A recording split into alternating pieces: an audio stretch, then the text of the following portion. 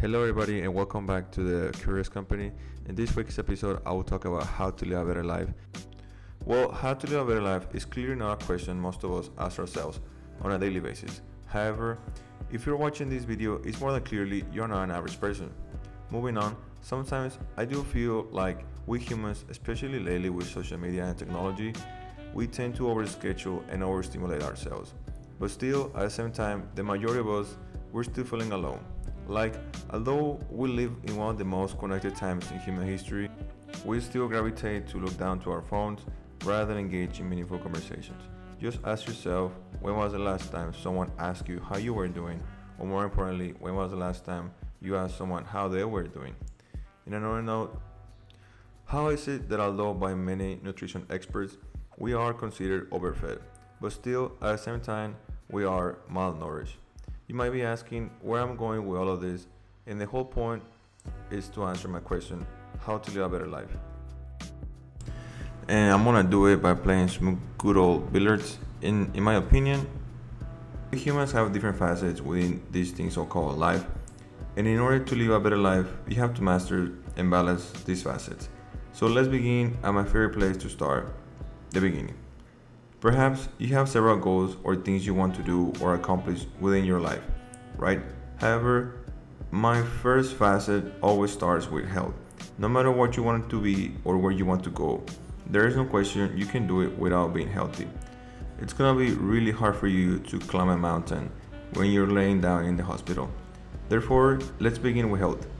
In my opinion, health can be quite difficult to master because it has several facets within. I would like to start first with exercise. I believe exercise is one of the main drivers of evolution throughout human history. And then we have nutrition. Like many experts will tell you, you can't really outtrain a bad diet. Believe me, I have tried. Therefore, it's imperative for you to know what to eat, or at the very least, to know which diet works best for you. Then lastly, you need to rest. You need to have a restful night of sleep every day. I really highly recommend for you to pick up the book Why We Sleep by Matthew Walker. Believe me, you will be surprised how much dreams actually mean to our lives. So now that we have addressed one out of three facets in life, I believe this is a good time for us to start cooking dinner.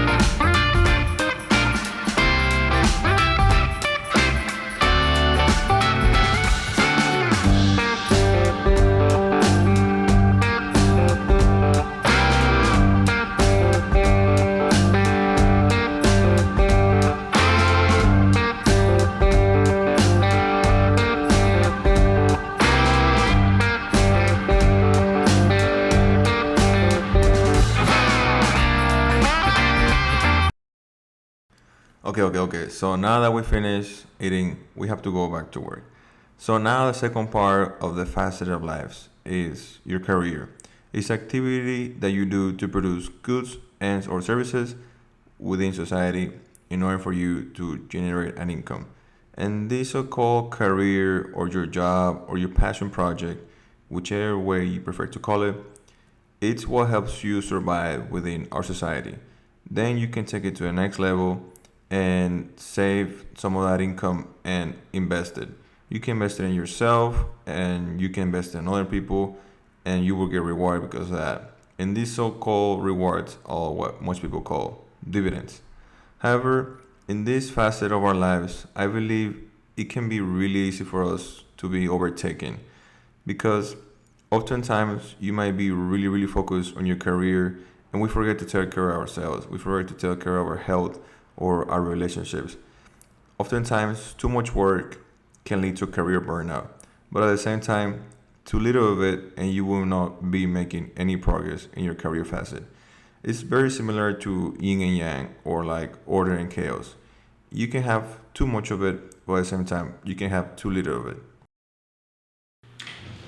So now I'll start with relationships. This is the last facet in life that I think you need to master. And the reason why is because I believe humans are social animals. Therefore, it's gonna be really, really hard for you to have a better life if the people around you are not per se the most friendly. I'll start with your friends and family. And the reason why that is because oftentimes you'll spend more time with your friends rather than with your family. Therefore, there's a very thin line amongst them. And the best way to approach the situation is to start being a better listener, to be more empathetic with people around you, to know when someone needs help. And this is the first way to approach the relationship facet. And then I'll say that it's important to know your significant other, right? Of course. So like any good relationship needs work and time and patience and more importantly attention to detail, of course, because in the end you may have a lot of money and you may have really good health, but what is the point if you have no one to share it with? As Seneca once said, there is no enjoying the possession of anything valuable unless you have someone to share it with. And to illustrate more this point, the author Ryan Holiday, he points out this book from Stillness the Key or Ryan Holiday. He points out the story of Johnny Cash in where during 1966 when his first marriage fell apart and he moved from California to Tennessee. I believe that his first night at his house in Tennessee is when he was very depressed and lonely as something was missing. But in reality, according to Ryan Holiday, it wasn't something, it was someone. It was his daughter, Roseanne. And as I quote from the book from Ryan Holiday, a house without family is no home. Johnny Cash stopped, began to shout her name as loud as he could, and fell to the ground wept. This is the importance of how relationships can happen into our lives. So now we conclude the video. Thank you very much for your time and attention. Now, I just want to say that although I might not have all of the answers, I just want people to start asking those questions of what is important to you and when it's important to you. And that's okay, although you might be young, your career might be more important to you right now. And as you get older, you might say that your family is more important to you at that moment. And that's the answer, how to live a better life. It's a never ending question because as you get older, things change. So now that we answered that question, it's finally time to eat my chocolate. Thank you very much, everybody. Peace and love.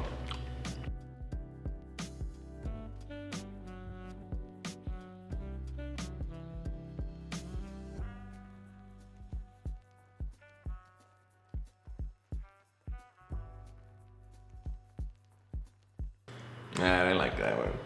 Hello, how you doing, everybody? Nah, I didn't like that one either. Hello, how you doing, everybody? You know what, man? Screw these freaking intros, man.